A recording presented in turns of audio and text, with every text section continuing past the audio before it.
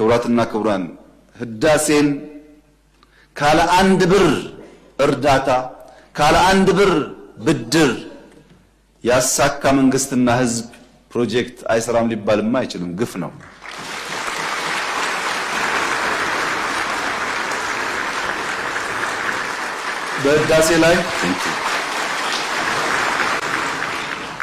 በህዳሴ ላይ አንድም ብር እርዳታ አንድም ብር ብድር ኢትዮጵያ አልወሰደችም። በጀግኖች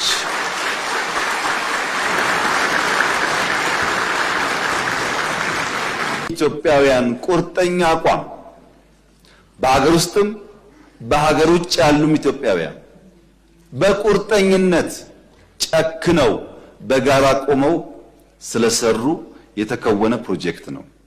ግን በዚህ አላበቃም። ህዳሴ ከአፍሪካ አንደኛውን ሰርተናልና ሌላ አያስፈልግም እኮ አላለች ኢትዮጵያ። በአፍሪካ ሶስተኛ የሆነውን ኮይሻ እየገነባን ያለ ነው።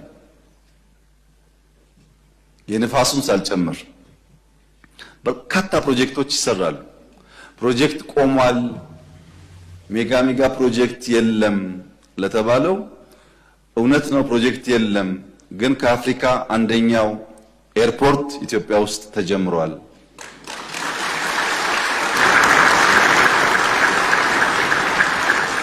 እንደዚህ ያለ ፕሮጀክት ኢትዮጵያ አስባም ሰርታም አታውቅም። እውነት ነው ፕሮጀክት ቀንሷል፣ ግን የማዳበሪያ ፋብሪካ ኢትዮጵያ ውስጥ ተጀምሯል።